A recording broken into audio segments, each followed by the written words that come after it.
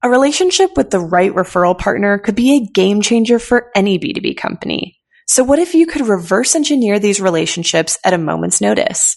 Start a podcast, invite potential referral partners to be guests on your show, and grow your referral network faster than ever. Learn more at sweetfishmedia.com. You're listening to the B2B Growth Show, a podcast dedicated to helping B2B executives achieve explosive growth. Whether you're looking for techniques and strategies or tools and resources, you've come to the right place. I'm James Carberry. And I'm Jonathan Green. Let's get into the show. Welcome back to the B2B Growth Show. We are here today with Russ Perry. He is the founder of Design Pickle, and he's now the CEO of YesInsights. Russ, how you doing today, man? Hey, I am great. Welcome, or thanks for having me back. No problem, man. So we had you on the show several months ago, and it was an incredible episode.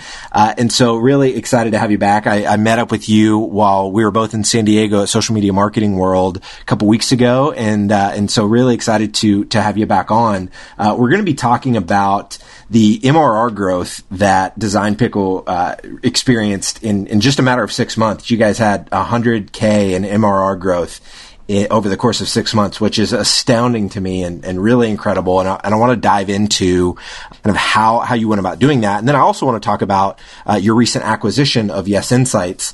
But before we do that, Russ, could you just explain to our listeners, maybe they didn't hear your episode before, explain to them what Design Pickle is and what you and your team are up to over there? Yeah. Design Pickle is a great service. Obviously, I'm biased, but what we're doing is we're helping marketers get a dedicated graphic designer in a really streamlined way. We're a subscription-based graphic design service. So you could sign up, go to designpickle.com, sign up for our service, get paired with the dedicated designer, and then you work with them every business day. And the whole model is flat rate, meaning you never pay more than your monthly subscription, which is around $370 a month. I love it. Yeah. So this idea is incredible to me because I've when I first started our business, graphic design is obviously something that is in high demand, but trying to find somebody that is affordable, that can. I love your model. I love what you guys are doing. Obviously, the reason that we're talking today is because of your insane growth. And so as we were talking offline, there were a lot of factors. I wish that there were kind of one magic bullet to get $100,000, growth in MRR in the matter of 6 months. But there's several things. And so the first thing that you mentioned as we were kind of talking through it was that a huge part of you guys experiencing this growth was around better onboarding. Can you talk to our listeners about why this was so crucial for you guys to experience the growth that you've seen? Absolutely. And I'm glad you focused in on that one because I think anyone can put more money into ads. Anyone can put more money into trade shows and marketing. And we've done that. But to me, the secret sauce of how we've improved really has been about delivering a better experience. And to explain this, I had to kind of preface creativity in general. It's kind of a really big pain in the ass to be in the creative space because everyone has a different opinion about creativity. Mm-hmm. I say logo, which some people interpret one way, some people interpret a different way. People ask, do you do logos? And the answer is sort of, not really. I mean, we do branded, and it's just this gray area of creativity depending on your background and experience. And so what we found is we were signing up lots of people, and that was never a problem. I mean, when you have an offer like ours, it's not hard to sell. Yeah. But we were having this challenge where we would have clients that would be through the moon ecstatic about our service, loving their designer, referring us to everybody, and another client with the same designer going through the same sort of onboarding process that was having a terrible experience. And so it was just what do we do? Because unlike a pure, say a software where you just could fix a feature or a product design that you can modify or tweak to improve something, we're talking about delivering relationships really. And how do we better improve that? So the secret sauce came in is when we started to realize that the clients that were having the most trouble, it wasn't that they weren't a good fit for our business, is that they just had the wrong expectations of the scope of design that we could do. Because we don't do everything. We don't do websites. We don't do branding projects. We won't design a mobile app. So what we did is we actually created a brand new custom onboarding process where clients have to go through a series of videos and even take a quiz, although it's not very hard. It's kind of like the quizzes you could take in school and not really have to study for. You just sort of could guess which the right answer is. But at that point, we would pause their onboarding. So they would go through this onboarding process, and then we would manually review their answers. There was a few free form answers too. How do you want to use our service? What's your business? This kind of stuff. So then what we would do is we would look at that onboarding content, and if they seemed like they had the right expectations, we would approve them and they would start designing. If it seemed like they were the right business, but maybe they had a different understanding of our service, which we could tell from their answers, or maybe they didn't put any answers in, and then that's a red flag too. Then we would reach out, talk to them on the phone, and set those expectations. Wow! And it has been game changing. Now we still have people who somehow get through all of that and still have the wrong expectations, but I think ultimately we're just not a good fit for them, regardless of what our onboarding process is. But that piece of it has kept our churn down quite a bit. We're right around 9 to 10%, which is great for a service-based business. We have happier clients. The clients are staying with us longer. They're upgrading their accounts, so they're getting more revenue out of them when we have more offers. And that's been just game-changing for us. That's incredible. Russ, was there a lot of fear wrapped up in that decision to almost make in essence, you're almost making them apply to work with you by, going through the quiz and going through that more intense onboarding. Was it something you were fearful to implement, or did you know kind of, okay, this is absolutely the direction we need to go? So we already have their credit card and they've already paid us. So I wasn't as, this was after that. So they put in their credit card info and they get us. Now we do, it's very, very small percentage, but we do get a few curmudgeons that are like, I want to use this right away. Like, this is frustrating, blah, blah, blah. And that to us is, again, just a red flag that they're not going to be a good fit regardless, because we're not it's not like wave your magic wand and design magically appears. There's a process to it. So, but to that point, we actually did test the application-based sign-up process in 2015. It was quite a failure. So, so I knew there were, the idea, I never shook that idea. It wasn't until we did this new onboarding process that we sort of blended the two. So yeah, we capture the sale, but then we gate them in terms of using the service.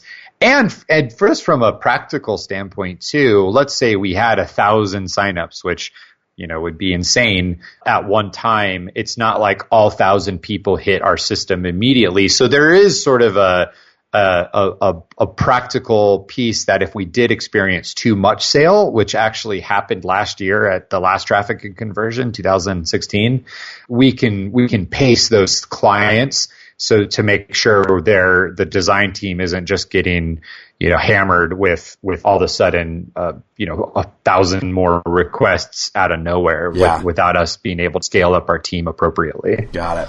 Okay. So this next piece, Russ, beyond better onboarding, which I think is such a huge lesson for the folks listening to this, to think about growth from the perspective of decreasing churn and creating a better customer experience so that you're not losing people on the back end. I've heard a lot of people talk about, that being a path to growth, but I think that's an incredible example of what it actually looks like in practice. We're losing people quicker, like getting them out of your system before they get so emotionally invested. Because let's say clients with us for 2-3 weeks, and we have a 14-day risk-free trial. So the first 2 weeks you can cancel and get refunded, no problem. So let's say we have a client on day 13 wanting to cancel. Well, we're going to look at that. We're going to pull in a customer service person. We're going to talk to the design team. There's a lot of people involved. And if we can have that happen in day one, or that person never signs up at all, then it saves us a lot of resources and bandwidth to then really put our efforts towards the person who's really worth trying to reconcile or trying to save that cancellation. No, that makes sense. So Russ, this next piece is, something you guys did. You expanded your customer support. Again, this is going back to creating a better customer experience and then letting that fuel growth. Talk to us about what you did there with expanding customer support. Yeah. So when we looked at what are the pain points a lot of our clients are having, getting designers and good design is just one of them. But we found that there was a huge underbelly of the design world, and that's just bad customer service. Like designers who are poor communicators, designer companies and agencies that miss deadlines, and there's all these problems that go into it.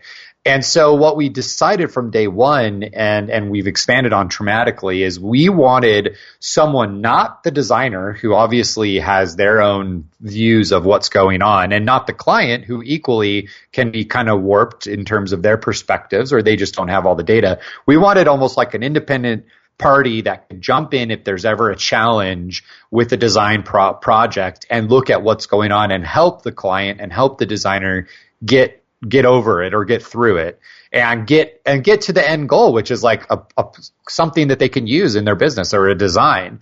So we started out, I started out as that person, and I was answering the customer support emails. And since then we've expanded that to four full-time staff, which if you talk to any agency or any creative company, there's zero customer support staff usually. Usually there's like an account manager who's 25 and annoyed you're bothering them. Yep. But we take it very seriously, and we have someone on the East Coast in Philly. We have 3 people here. They're all US based, and so they're really just full on dedicated to looking at the projects, making sure communication is going well. And that has just been awesome. And we found again that clients are sticking around because inevitably there's going to be a problem. Yeah. No matter who you use, whether you use Design Pickle or your cousin's friend who's a designer, you're going to run into a challenge. We just want to make sure we're proactively helping solve that.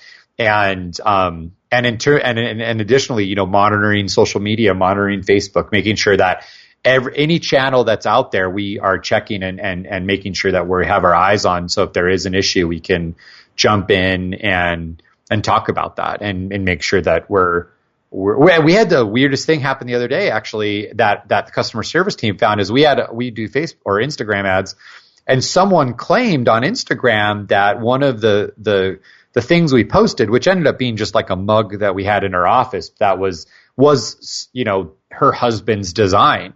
And so we take plagiarism really seriously. Like if any of our designers doesn't create something unique and it's caught, like they're fired immediately. It's like no question about it. So that was something that we caught. It ended up being just kind of a miscommunication. They thought we were claiming we designed this mug, but it was just like a cool mug we purchased at Nordstrom's. Got it. But those are the types of things that we're always, looking for and monitoring, making sure that we're staying ahead of, which at least, in my opinion, it doesn't normally exist out there when you're working with a creative team. Yeah. So those 4 people on the customer support team are also doing a lot of social listening on top of kind of receiving the inbound messages that they're getting every day. Yeah, absolutely. And we have a private Facebook group too, which is just yet another channel that it's not an active channel. We're not trying to it's not like these private Facebook groups where we're trying to market more product to our audiences or events or things. But this is just another outlet that people can jump into. And we're going to be launching heavily into Facebook Messenger soon. I'm sure you got a lot of tips, social media marketing world. I've been seeing that trend increasing. Yep. So that'll be another channel that we're going to ensure that clients have access to us through. That's really good. And Russ, we had touched on it before, how not focusing on the customer experience, it's easier to just dump more money into ads. But you guys have actually been really successful with some of the paid promotion that you've done with your Facebook ads and with the trade shows. But your take on it is a little bit different. And as we were talking about it offline, I thought it was really interesting kind of how you're looking at your Facebook ads and you're looking at your presence at these trade shows. Can you talk to our listeners a little bit about that and how you're thinking about those two things? Yeah, well, the main thing that we've learned over the couple of years we've been going now is that we don't need to overcomplicate things. And I think as marketers, as entrepreneurs, as leaders, we go to a conference like Social Media Marketing World, read a book, some new celebrity we love comes out with some cool case study, and we're like, that's what we need to do. Let's do that. Oh, we're going to do these webinar series, and we're going to do evergreen webinars. We're going to do this. We're going to do that. And we have tried everything. And I'm the most guilty person to this than anyone, where I've come back from things and like, this book is, this is the gospel. We need to do this exact thing. And it turns out, at least in our business and our B2B space, it slows down the sales cycle. It overcomplicates things. And we've found time and time again that our tried and true sales strategy is just being authentic of who we are. What do we do? Here's our price. Here's how you can sign up. We're not trying to convince you or hook you in on a tripwire. That thing goes to this and goes to that. I mean, we're just being who we are. And I do think that we're lucky in the sense that I'm not, and we could talk, when we talk about the tool that we purchased, this is not the case for that, but design is design. Most people kind of get it. We're not having to do a demo on like, what's design? Yeah. Well, you probably aren't going to be a good client if you don't know what that is. Yeah. That's not the case for everybody's business. However, when we look at the math and the data, when we have the shortened sales funnels, when we do ads that are sales, the target is sales, those are always outperforming. And we have been able to successfully scale our Facebook ad spend from 5 to 10 to 15 to 20. I think we're getting close to 40K a month now. Wow. And it's profitable and it's working. And so there is that success we've had. However, it came with a lot of flops along the way. Mainly me trying to throw wrenches into the system. Oh man, the worst was the evergreen webinars. Those were terrible. Well, it's funny because there's all these like gurus and consultants that are popping up everywhere, and it's like I see 4 different Facebook ads a day. They're all teaching that same kind of evergreen webinar idea, and so it's something that fell flat on its face for you guys. Yeah, well, and those guys are really good at evergreen webinars that sell evergreen webinars. Yeah. So, but yeah, it did not work for us because here's the thing: is when you give people more opportunities to ask questions, it sows seeds of doubt in their minds, and they're not sure. And when you're just like, here it is, take it or leave it, yes or no. The purchasing conversation is far more truncated and just a lot more straightforward. No, that makes sense. So Russ, I want to transition and talk about YesInsights. So you're growing Design Pickle. It's growing insanely fast. And then all of a sudden now you're the CEO of YesInsights as well. Talk to us about that story and kind of what led you down the path of wanting to acquire another company. Correct. Yeah. So we actually were YesInsights. So YesInsights, if you go to YesInsights.com, it is a really clever tool. I call it the one question feedback or survey tool. So you can create a simple one question survey. It could be an NPS survey, Net Promoter Score. It could be, why did you buy from us? And the beauty of this tool is that you can embed this survey into your own email provider. So for us, we were using Drip. We use Intercom a little bit too, but there's lots of other ones. Infusionsoft, HubSpot, all these other tools that we use to communicate with our clients and our audiences. And the challenge that we had was that we have a very specific customer life cycle. They sign up, there's certain messaging we want them to get the first week, the first month, and so on. And all these survey tools that I had found previously, they send the surveys. So it was this like really Frankenstein methodology of ensuring those surveys would go out at the right time. And it was like complicated Zapier integration, or I was having to like export contacts from one tool to another manually. And when I found YesInsights, it was just, hey, build your survey, copy and paste that into Drip, and then it I don't want to get too technical, but basically uses the mail merge tags from Drip to know who the respondents are. And that data is then saved into YesInsights. And so, I was able to still send emails and surveys with the tools I was using, but then, have a survey tool collecting the data that I could get this insights out of. Does that make sense? Yeah. It absolutely does. Cool. So it's almost like, so the surveys were embedded in the emails that were going out. Exactly. Yeah. And you can pick, we support, I think, over 30 different email providers. So you could, pick which one you use, whether it's MailChimp to, super custom with like SendGrid, and you can, copy and paste embed, I like that term, embed your survey in your own email provider. So long story short, we're using it. We love it. I find out the partners are closing the business. And I was like floored because I loved this tool and it worked so great for us. And so then we've had all this growth, and I had this really sort of, case study-ish moment where I went back to our company mission, which is to be the most helpful creative company in the world. And I said, you know what? I could see and these guys, they opened up the conversation to sell the tool. And I thought to myself, okay, do I need to do this right now? Like, this is a whole other business. It's totally different. It's SaaS, it's surveys. It's just this, insanely different than graphic design. But I looked at our mission and I said, you know what? If we did get this and we are at least able to deliver this to our clients, we would be providing them with an extremely helpful tool and an extremely helpful service. And so we were lucky enough that we had, from the growth that we were talking about, we had enough cash in the bank to make this acquisition. And now I'm the CEO of YesInsights. So wow, it's been only a few months since that acquisition has gone through.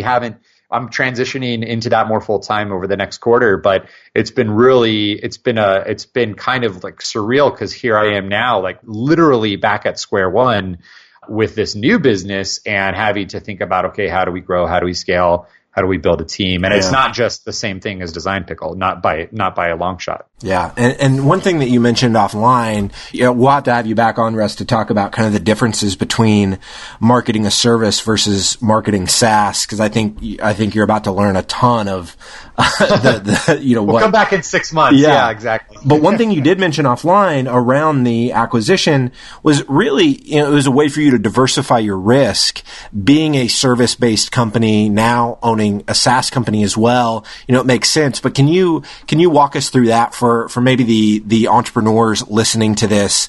Some of the things that you mentioned to me offline were really helpful for me. So I'd love for you to get into that for a bit. Yeah, well, it comes to practicality. Design Pickle, at the end of the day, we have tons of SaaS software that powers what we do, and we've built it, and it's a very streamlined operation.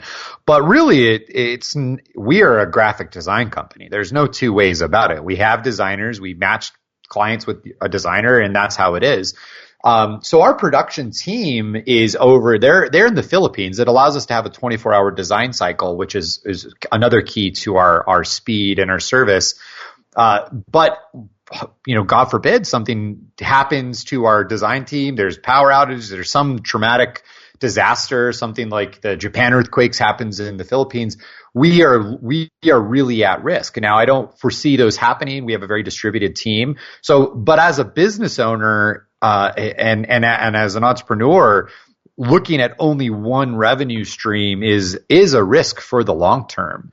And so bringing on another product, and actually, I haven't even told you this, but we're building a third one, which I don't know if we'll have time, but we are actually branching out into SaaS products. We're building one. We bought YesInsights.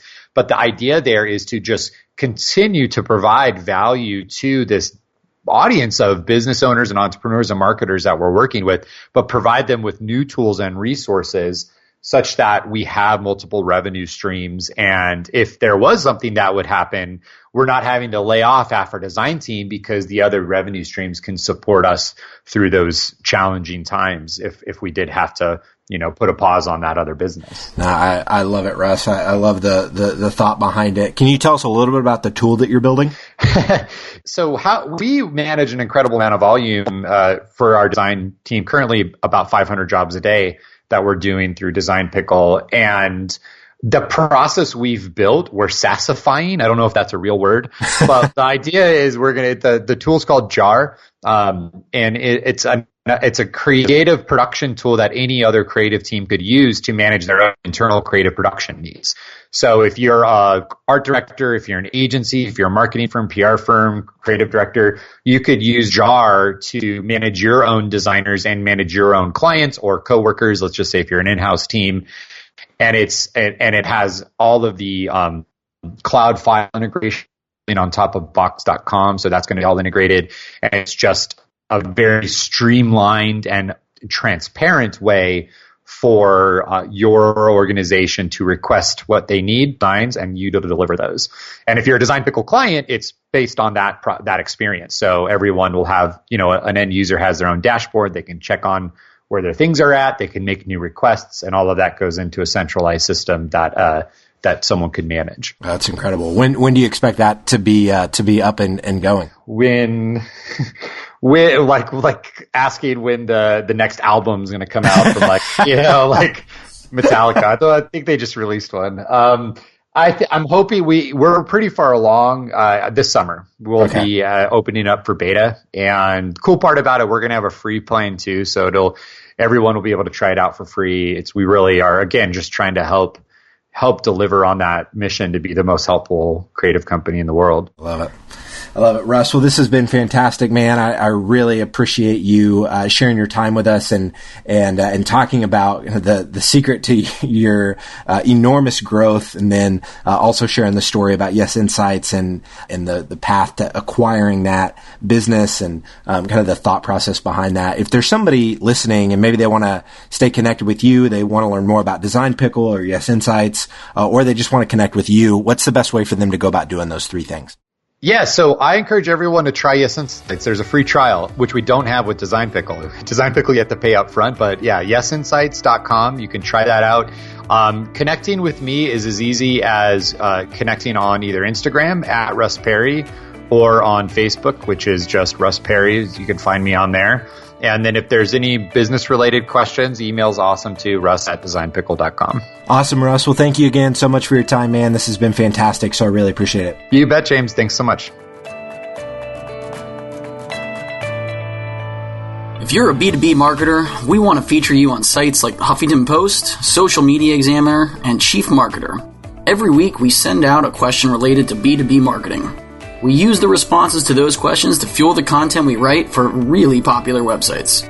So head over to sweetfishmedia.com/questions and sign up today. Thank you so much for listening. Until next time.